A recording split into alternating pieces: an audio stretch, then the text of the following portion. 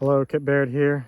Just making a little video documenting the first day putting out of the Steve Campbell mineral ration or mix or whatever you want to call it. Very fascinating guy. Really struck me. You can see this is it right here. Let me get that grass out. So it's a loose mineral. So I have in here Redmond salt, number 10 salt without the garlic there, and then the Redmond conditioner, soybean meal, and some table sugar that I just had laying around the house. I want to get rid of about a 5-pound sack of that. The soybean meal and the sugar act as an enticer for the sheep and cattle or whatever and livestock you have to eat it.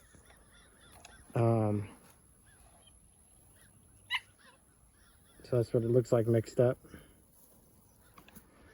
I'm not going to go into very much detail on what all of this does. If you are interested, just YouTube Steve Campbell. And there are several very good videos, podcast interviews of him. The reason I'm trying this is I've been using just a pre-mixed mineral. I don't think that it, especially after listening to him, I really don't think that it is good for my sheep. I'm not going to name any brands, but it sounds like any pre-mixed mineral, most of them are junk, and they have a lot of cadmium and other toxic stuff in there. The sheep, you can see their body condition is kind of a little lower than I would like. And the lambs are still nursing most of these ewes. I don't wean my ewes normally, but this year they've gone down a little farther than I normally like. And you can see their tails are a little runny. I think that they got a little wormy, which is my fault, and I know why. It's my management of them. I brought them around to a holding pen, about a little half-acre lot, or maybe even quarter-acre little holding pen, much too soon, and I left them in there. I was working.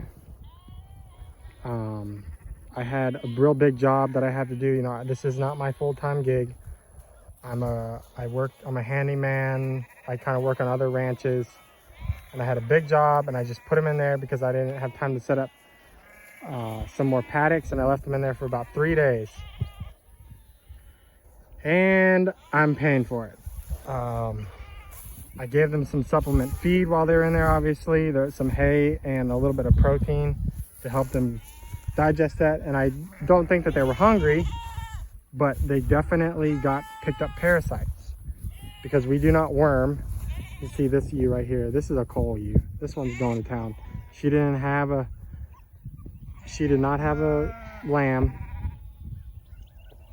She's skinny, she's got a runny butt.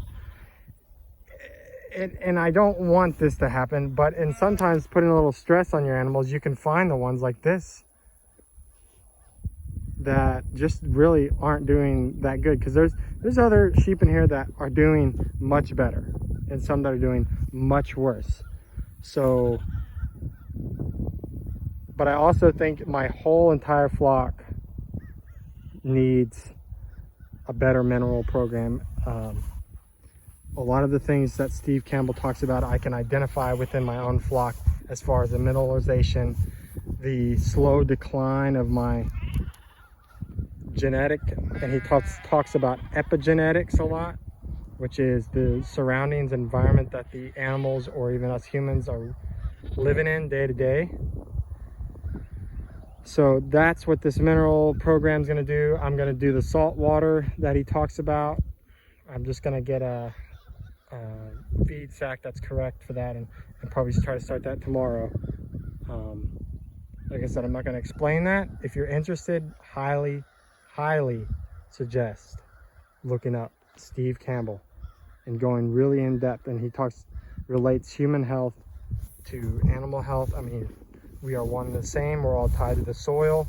We're all tied to the grass. The forage out here is good in this field. That's another thing, is I was being over there, they weren't getting the high quality forage. It's mixed in with the spring. You can see the stuff that's totally lignified.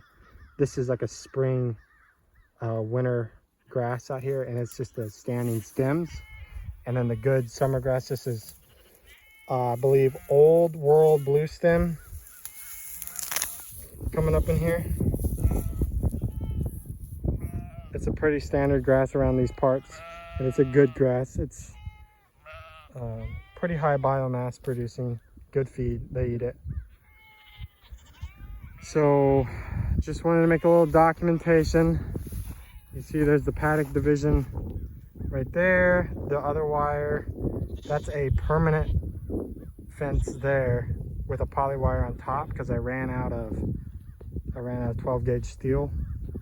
And then we got sorry, terrible videoing, can't even see it. Over there where the green truck is, that's the, you can see one of the post orders, that's where the other side is.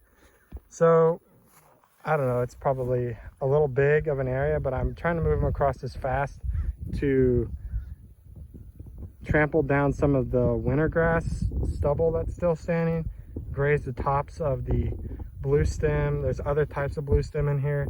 There's no Johnson grass over here in this field really, but just graze it off a little bit, leave some to catch any rain if it does rain. It's been really hot out here.